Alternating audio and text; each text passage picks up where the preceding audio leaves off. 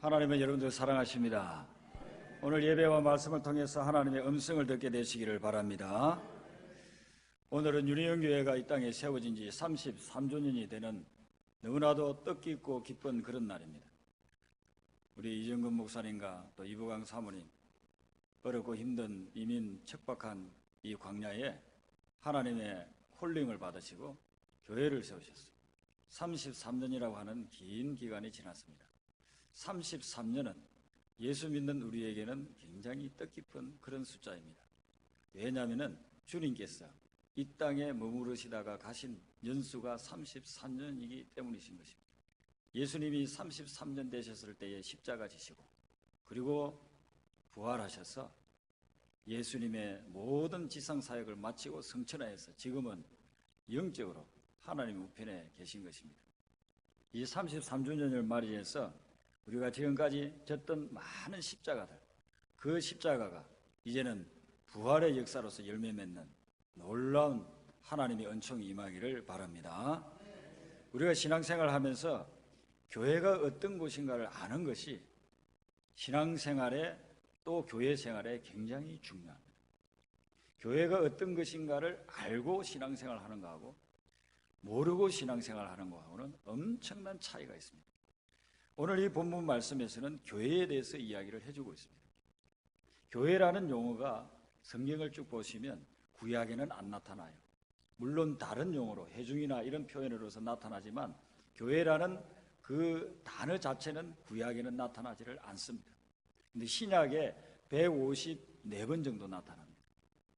굉장히 많이 나타나고 있죠. 300 몇십 페이지에서 154번이면 거의 2페이지에 한 번 정도는 평균 교회라는 말이 나오고 있다는 것입니다. 그런데 그 대부분이 154번 중에서 152번이 사도행전에서부터 요한계시록까지 나와요.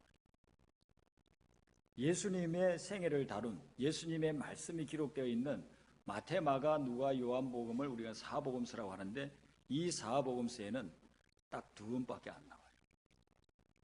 예수님이 교회를 말씀하신 곳이 오늘 이 본문하고 그리고 마태복음 18장에 가보면 18장 17절에 예수님이 교회라는 단어를 2번 사용하시면서 교회에 대해서 언급을 합니다. 그 외에는 오늘 이 본문 말씀이 교회에 대해서 구체적으로 설명하는 예수님의 유일한 말씀이에요. 그런데 이 한 말씀이 오늘 18절 말씀, 이 한 구절 말씀이 우리 교회에 있어서 또 우리의 신앙에 있어서 너무나도 중요한 것을 말씀해 주고 있다는 것입니다. 먼저 이 말씀은 교회의 주인이 누구냐는 거예요. 그리고 교회의 설립자가 누구냐를 이야기를 해놓고 있습니다. 예수님 말씀하시기를 내가 이 반석위에 내 교회를 세운다고 그랬어요. 그 교회라고 하는 것은 주인이 예수님이다. 예수님이 주인이 되시고 예수님이 교회를 세우셨다는 것입니다. 우리 이정근 목사님을 통해서 33년 전에 이 교회를 세우실 때에 또 처음에 전도를 받아가지고 오신 분들은 거의 개척 멤버와 같이 그렇게 또 수고도 많이 하셨습니다. 외적으로 보일 때에는 목사님이 또한 성도님들이 많은 수고와 헌신을 통해서 교회가 세워졌는데 그런 교회를 세우도록 감동 주시고 인도하신 분은 예수님이십니다. 예수님이 주인이 되셔서 33년 동안 인도해 오셨는데 앞으로 주님 오시는 날까지 130년이 될지 330년이 될지는 모르지만은 아니면 13년이 남았을지는 모르지만은 예수님이 오실 때까지 예수님이 이 교회의 주인이 된다고 한다면 이 교회를 건강하고 성경적이고 능력 있는 교회로 보존시켜 주실 줄로 믿습니다. 예수님이 주인이 된다는 거예요. 그리고 우리가 염려를 할 필요가 없어요. 내가 주인이 되려고 하면은요, 이거 염려와 걱정이 많잖아요. 근데 예수님이 주인만 되면 교회에 대해서는 염려 걱정할 필요가 없어요. 제가 전도사 사역을 할 때에 잘 아는 목회자 한 분이 시골로 가가지고 목회를 했습니다. 근데 그 시골 교회는 그곳에 농촌이기 때문에 논밭들 그리고 몇십 가구가 사는 그런 농촌이에요. 근데 그 교회를 가보니까 교회의 역사는 오래됐는데 교인 숫자는 얼마 되지 않습니다. 한 20, 30년 정도 그 정도 멤버십들이 있습니다. 그러다가 교회에 좀 어려움이 생겼는데 무슨 어려움이 생겼느냐 하면은 그 교회에 계시는 신앙생활을 오래 하신 분이, 그분이 은혜를 처음에 받았을 때에 자기 논밭을 교회에다가 헌납을 했어요. 그리고 그 땅에 자그마한 시골 교회를 세웠어요. 근데 이분이 이제 그 후임 목회자들이 올 때마다 항상 주장하는 게 있는 거예요. 이거는 내 교회입니다. 내 농가, 내 밭을 갖다가 바쳐가지고 내가 세웠기 때문에 이 교회는 내 교회입니다. 그러니까 이런 말씀을 가지고서 오늘 본문 말씀 같은 것을 가지고서 설교를 하면요, 꼭 브레이크를 걷는 거예요. 예배 마치고 나면. 이게 내 교회인데 어떻게 예수님 교회입니까? 이분은 성경을 잘못 알아서 그런 거예요. 만약에 그분의 교회라고 하면은 원래 그 목사님이 그런 거 헌납 안 받았을 겁니다. 자기 교회라고 주장하는데 그걸 누가 헌납을 받겠습니까? 수천억을 갖다 준다 해도 교회를 세우는데 이 교회 세워지면 내 교회예요, 예수님의 교회 아니에요, 하나님의 교회 아니에요, 그렇게 한다면은 그 교회를 세울 필요가 없는 것이죠.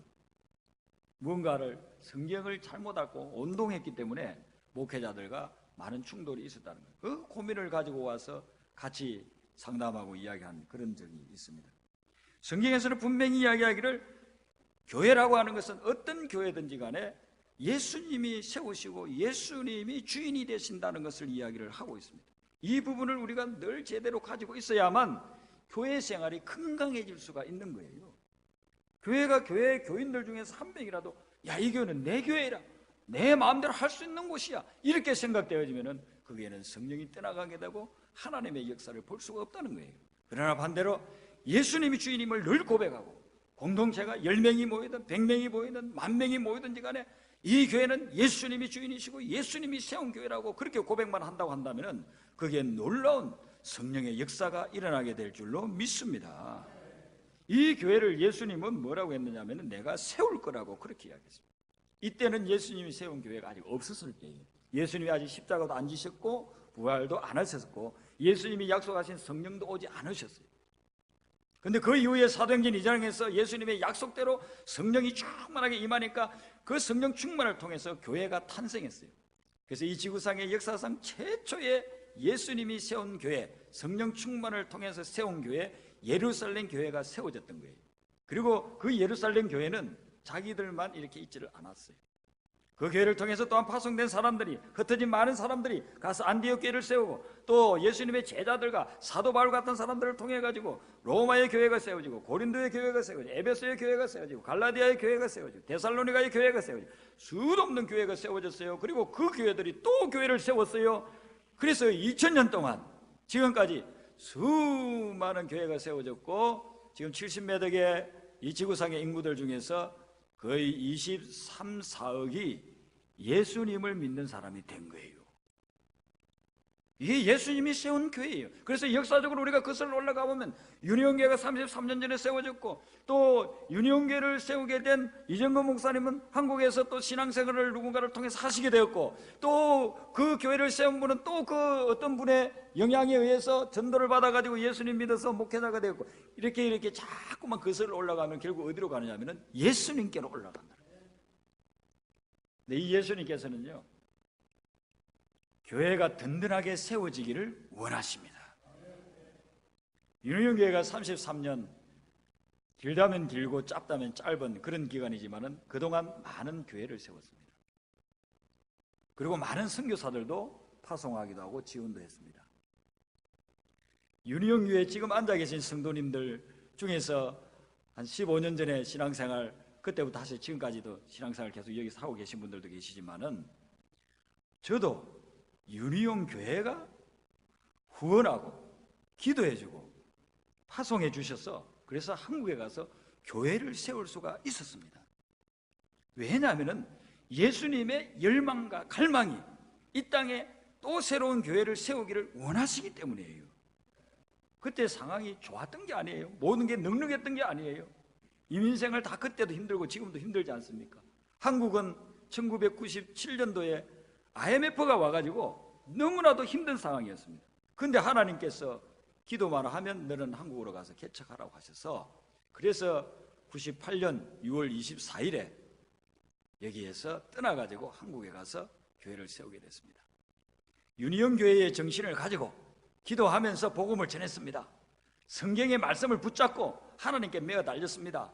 예수님이 교회를 세우시기를 원하시는구나. 그 당시만 해도요, 한국은 이제 개척이 안 된다고 그러더라고요. 건물을 크게 짓고 신도시에 이게 많은 투자를 하는 교회 몇몇 교회만 살아남고, 그나마 큰 건물이 있던 교회도 가보니까 막 무너져 내리고 그런 상황인데, 가가지고 할 수 있는 것은 이 말씀만 붙잡는 거예요. 예수님이 세운다고 했으니까 예수님이 주인 되고 예수님이 역사하는 교회를 만들어 나가자. 예수님께서 은혜를 주시고 복을 주셔서 그 교회가 세워지고, 제가 여기에 오기 전에는 다른 교회와 합병하여서 지금 그 교회가 든든하게 세워져 가고 있습니다. 하나님께서 계속해서 우리에게 도전을 줍니다. 교회를 세우라고. 제가 왔을 때요, 3년 전에 우리 윤희영 교회가 30주년 기념교회를 세우자고 그렇게 계획을 세워 놓으셨더라고요. 근데 여러 가지 여건상 못 세웠어요. 중간에 어떤 분이 좀 세우려고 하다가 또 잘 안 됐어요. 근데 이번에 조우주 목사님이 몇 주 전에 저를 찾아와가지고 그러더라고요. 좀 원원할 게 있다는 거예요. 그럼 뭐냐고 하니까 제가 9월 말까지 사역하고 사용을 해야 되겠습니다. 왜 그러냐고 했더니 한국에 가서 교회를 개척하고 싶다. 그래서 제가 너무 마음에 감사하더라고요. 우리 조호준 목사님 여러분들을 아시지만은 그 영적인 열정이 있어요. 찬양도 아주 은혜롭게 하고 기도도 하면 목소리도 크고 얼마나 새벽기도에 열심히 기도하는지 몰라요. 성품도 좋고 대인관계도 잘하고 재능도 참 많습니다. 저는 우리 부목사님들 비하면은 부목사님들의 몇 분지 1밖에 능력이 없어요. 근데 하나님이 제가 부족하니까 좋은 부목사님들을 보내주셨는데, 우리 다른 분들은 다음에 이야기하더라도 조조 목사님은 참으로 갖춘 게 많아요. 근데 이런 분이 큰 교회에서 청빙받아서 가지를 않고 개척을 하겠다고 하니, 요즘은 제가 15년 전에 개척할 때보다 한국은 개척하기가 더 힘듭니다. 2배, 3배 힘듭니다. 근데 그것도 서울 강남에서 개척하겠다는 거예요. 거기는요, 여러분들 아시는 대로 한국의 기라성 같은 교회들이 있습니다. 수만 명씩 모이는 교회들이 여러 군데, 수천 명 모이는 곳에는 수십 군데 있습니다. 근데 그런 곳에 가가지고 개척을 하겠다는 거예요. 너무너무 멋지다. 추진하라고. 그래서 다음 주에는 우리가 이제 인사를 하겠습니다만은, 하나님이 주신 명령을 가지고 교회를 세우겠다는 비전을 가지고서 또 출발을 하는 거예요. 왜냐하면 예수님이 내가 이 땅에 교회를 세우겠다고 하셨기 때문에 그 교회 세우는데 쓰임 받는 거예요. 여러분, 목회자의 가장 큰 영광이 뭔지 아십니까? 우리가 신학을 공부하고 전도사가 되고 목회자가 됐을 때에 목회자에게 있어서 가장 큰 영광은 뭐냐면요, 새로운 교회를 하나 세우는데 쓰임 받는 거예요. 목회자로서는 이것보다도 더 큰 영광이 없어요. 한 교회를 세우는데 쓰임 받는 것, 이게 큰 영광인 것입니다. 여러분, 우리 주님께서 교회를 세우라고 하신 이 명령을 쫓아서 오늘도 그 명령에 순종해서 나가는 분들에 의해서 교회가 계속해서 세워져 가고 있는 것입니다. 그런데 이 교회가 제대로 세워지려면 어디에 세워져야 하느냐면은, 오늘 말씀해 보면 내가 이 반석 위에 내 교회를 세운다고 했습니다. 여러분, 이 반석이 뭘까요? 신학자에 따라서 여러 가지 해석이 있습니다. 이 반석은 말 그대로 반석을 의미한다고 하는 그런 분도 있고, 또 어떤 분은 여기 베드로를 보고 이 반석이라 했으니까 베드로다, 그래서 베드로를 기점으로 해가지고 교회가 시작됐다, 이렇게 하는 분들도 있습니다. 그런데 우리가 오늘 이 본문 말씀을 계속 읽어 나가 보면요, 불과 5절 뒤에 가보면 23절에서 예수님이 베드로가 잘못 말하는 걸 보고 베드로를 향해서 사단이라고 했어요. 사단 위에다가 어떻게 교회를 세우겠습니까? 베드로도 아니에요. 그러면은 이 반석이라고 하는 교회의 기초는 뭐냐 하면은요, 오늘 이 말씀 앞에 나오는 16절에 베드로가 예수님께 고백하는 게 있어요. 주는 그리스도시요 살아계신 하나님의 아들입니다 라는 이 고백, 이 신앙 고백, 이게 영적인 반석이에요. 이 영적인 반석 위에 교회가 세워질 때 그 교회가 진짜 제대로 된 예수님의 교회가 된다는 것입니다. 여러분, 결혼하기까지 남녀가 만나면은 결혼하기 전에 반드시 필수 조건이 있습니다. 그건 뭐냐면요, 사랑 고백이 있어야 됩니다. 내가 당신을 사랑한다고, 그래서 평생 우리가 같이 살자고 사랑 고백이 있어야 됩니다. 그 사랑 고백이 없이 결혼하는 사람은 없습니다. 물론 뭐 옛날에는 부모님들만 알아가지고 그냥 뭐 본인의 의사도 묻지 않고 결혼시키고 한 그런 경우도 있지만은 그런 정상적인 아닌 경우들이 많잖아요. 그런데 요즘 서로의 인격이 존중되고 그래서 가정이 이루어지는 예를 보면은 그 가정은 반드시 두 사람 사이에 사랑의 고백이 있어야 됩니다. 그 사랑 고백 위에 결혼이 세워지고 가정이 세워지는 것입니다. 교회는 어디에 세워지느냐 하면은 예수님을 향한 사랑 고백, 하나님을 향한 사랑 고백인 이 신앙 고백 위에 세워지는 것입니다. 오늘 이 말씀의 한 구절이지만은 참 내용이 많이 여기 포함되어 있습니다.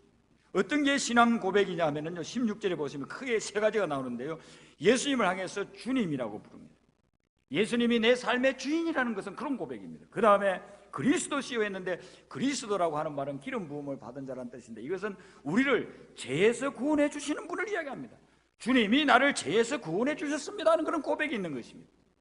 그리고 살아계신 하나님의 아들이라고 그렇게 고백합니다. 예수님이 이 땅에 왔었을 때는 우리가 보고 만나고 악수할 수 있는 그런 분이었지만은, 육신을 가진 분이었지만 그 이전에는 영적으로 하나님의 아들로서 계셨던 분입니다. 그분이 이 땅에 오셔서 33년간 육신을 입고 지내신 것입니다. 아주 중요한 이 고백입니다. 이것을 다시 한번 정리를 한다고 한다면은, 예수님은 하나님의 아들이다, 하나님인가 동시에 그리고 육신을 입고 온 이 땅에 오신 하나님의 아들이라는 거예요. 그리고 그 예수님이 우리를 죄에서 구원해 주신다는 것입니다. 그리고 나아가서 그 주님이 바로 나의 삶의 주인이라는 거예요. 이 고백을 하는 사람들이 모이게 되면 그것은 교회가 성경적이고 건강한 교회로 세워져 나아간다는 것입니다. 여러분들 모두가 예수님이 하나님의 아들이시고 예수님이 여러분들의 죄를 위해서 죽으셨고 예수님이 여러분의 삶의 주인이신 줄로 믿으시기를 바랍니다. 이렇게 세워진 교회는 든든하게 세워져 간다는 거예요. 어려움이 있더라도 염려 걱정할 필요가 없어요. 오늘 예수님이 18절에 보시면 약속을 해줍니다. 내가 이 반석 위에 내 교회를 세우리니 엄부의 권세가 이기지 못하리라. 여러분, 이 엄부가 뭐냐면요, 사람이 죽어서 가는 곳입니다. 예수 안 믿는 사람들은 뭐 지하세계라고 하고 저승이라고도 하고 여러 가지를 묘사를 할 수 있습니다. 사람이 살다가 죽어서 가는 곳이 엄부인데, 이 엄부의 권세라고 하는 것은요, 죽음의 권세를 이야기합니다. 오늘날 우리가 이 세상을 살아가는데도 엄부의 권세들이 있습니다. 죽음의 권세들이 있습니다. 사단이 와서 우리를 생명으로 인도하는 것이 아니라 죽음으로 몰고 가는 경우가 있습니다. 한 개인도 죽음으로 막 몰고 가면 이 권세를 이기지 못하면 자기 목숨을 갖다가 던져버리는 것입니다. 가정도 죽음의 권세가 들어오면 가정이 막 파괴되는 것입니다. 심지어 교회마저도 죽음의 권세가 들어오고 성령이 역사하지 않게 되면 막 교회가 파괴되는 것을 볼 수 있습니다. 그런데 예수님이 분명히 약속해 주기를, 내가 이 반석 위에 내 교회를 세우는데, 이 반석 위에만 세워지면, 정말 거룩한 신앙 고백 위에만 세워지면 절대로 엄부의 권세가 이기지 못하리라는 것입니다. 여러분들이 삶을 살아가다가 때로는 넘어지고 쓰러지고 실수하고 실패할 수도 있습니다. 그런데 걱정하지 마세요. 우리가 예수님이 주인된 그런 교회에서 예수님을 향한 분명한 신앙 고백을 가지고 살아간다고 한다면 절대로 무너져 내리지를 않는다는 것입니다. 여러분, 중국에는 교회가 요즘 참 많습니다. 그런데 그 교회를 크게 두 가지로 나눌 수가 있는데요, 삼자교회와 가정교회로 이렇게 나눕니다. 삼자교회는 공산당이 인정하는 그런 교회였습니다. 삼자라고 하는 것은 뭐냐면은 자립, 자양, 자전을 이야기하는데, 이것은 어떤 의미냐면은 외국의 세력들이 들어오지 말고, 외국의 선교사들이 들어오지 말고 자체적으로 교회를 세우고, 그리고 자체적으로 양육하고 자체적으로 전도하는 것만 인정한다는 거예요. 외국의 선교사가 들어오면 안 된다는 거예요. 그래서 선교사들 다 몰아내고 안 나가겠다 하는 사람들은 죽이기도 하고, 많은 사람들이 감옥에 가고 많은 사람들이 순교도 당했습니다. 중국에. 삼자교회는 중국 정부가 통제하고 그리고 관리하는 그런 교회인 것입니다. 그런데 문제가 뭐냐, 그런 교회에서라도 신앙생활을 하면 좋은데 뭐 괜찮겠다 이렇게 하는 분들도 있어서 삼자교회에서 쭉 신앙생활을 해온 분들도 있습니다. 그런데 많은 분들이 이 삼자교회에서는 신앙생활을 할 수가 없다고 생각했습니다. 왜 그러냐면 이 삼자교회는 많은 것들을 제약을 주고 있는데 그 중에 대표적인 게 뭐냐면 재림의 교리를 가르치지 말라. 예수님이 뭐 다시 온다, 다시 오면 새로운 나라가 형성이 되고, 그러면 뭐 공산주의를 뒤엎는 거잖아요. 그러니까 예수님의 재림에 대해서 절대로 가르치지 마라. 그리고 또 한 가지 조건은 뭐냐면 18세 이하에게는 절대로 전도하지 마라. 전도를 안 하면 어떻게 사람들을 주님 앞으로 인도하겠습니까? 18세 이하에게는 전도하지 말아라. 그런 조건 속에서 신앙생활을 할 수 없다 해가지고 숨기 시작했습니다. 그게 지하교회입니다. 흔히 가정교회라고 합니다. 이 사람들이 모여가지고 예수님을 믿고 참 순수한 그런 마음으로서 신앙생활을 하니까 놀라운 역사들이 있네요. 병이 낫기도 하고 기적의 역사가 나타나기도 하고. 그러니까 중국 정부에서는 탄압하고 감옥에 집어넣고 심지어는 죽이기까지 하는데 이 복음이 계속해서 확장되는 거예요. 그래서 숫자가 많아지면 또 발각될 수 있으니까 한 3, 40명 모이다가 5, 60명 넘어가면 또 반으로 나누는 거예요. 또 반으로 나누는 거예요. 이렇게 해가지고 계속해서 가정교회가 확산되어져 나가기 시작했습니다. 중국의 그 종교국이라고 있는데요. 이 종교국에서 통계를 냈는데요. 중국 공산당이 시작되고 초기에 1949년도에 중국의 그리스도인이 몇 명인가, 그들이 통계낸 거에 의하면, 공산당이 통계를 냈으니까 그들 나름대로는 정확하지 않겠습니까? 70만 명. 중국 땅에서 예수 믿는 사람들 70만 명으로 그렇게 했습니다. 근데 작년에 2012년 작년에 통계가 나왔는데 몇 명으로 나왔느냐면요, 1억 명으로 나왔습니다. 63년 동안에 엄청 발전이 있었다. 63년 동안에요 100몇십 배가 되는 그런 성장과 발전이 있었다는 것입니다. 그런데 물론 이 숫자에는 삼자교회도 포함되고 가정교회, 지하교회도 포함되는데, 지하교회, 가정교회 숫자가 지금 현재 중국에 어느 정도냐면 80만 명. 80만 명. 그리고 거기에서 신앙생활을 하는 사람들이 6천만 명. 삼자교회는 한 4천만 명. 중국 공산당, 중국 정부의 고민이 여기에 있는 거예요. 핍박하고 박해하고 감옥에 집어넣고 사람들을 막 죽이고 그렇게 하면 이게 없어질 줄 알았어요. 그런데 박해가 가장 심할 때 가장 강력하게 복음이 전파되고 사람들이 더 예수 믿겠다고 막 몰려드는 거예요. 무엇 때문에 그렇습니까? 박해를 통해서 순수하게 예수님밖에 없다고, 예수님을 향한 신앙 고백을 철저히 하면서 그 말씀대로 살아가니까, 목숨 걸고 주님만을 믿겠다고 하니까 거기에 놀라운 능력이 나타나서 음부의 권세를 이겨버렸다는 거예요. 그래서 오늘날 중국교회가 그렇게 엄청난 부흥과 발전을 이루고 있다는 것입니다. 많은 선교사들은 이야기합니다. 앞으로 세계 선교는 중국교회가 담당하게 되리라. 하나님께서는 오늘날 우리에게도 마찬가지의 그런 도전을 주고 있는 것입니다. 세상이 악하고 세상이 험난하지만 거기에 좌우되지 말라는 것입니다. 교회가 교회로서 바로서 나가면, 예수님을 우리가 구주로 영접하고서 제대로 해 나간다고 한다면 교회는 능력을 소유하게 될 것이고, 그 능력으로 인해서 사단에게 빼앗겼던 많은 영혼들을 주님 앞으로 인도할 것이고, 절망과 좌절 속에 쓰러져가는 영혼들을 회복시키고 변화시키고 하나님의 자녀 삼고 천국이 임하게 되는 그런 역사가 일어나게 될 줄로 믿습니다. 이 믿음 가지고 여러분들이 날마다 승리하면서 교회를 위해서 기도하고 헌신하여서 이 교회가 계속해서 주님 오시는 날까지 이 땅에 교회를 세우고 복음을 전파하고 하나님의 영광을 돌려드리는 그런 역사가 있기를 주님의 이름으로 축원합니다. 기도하시겠습니다.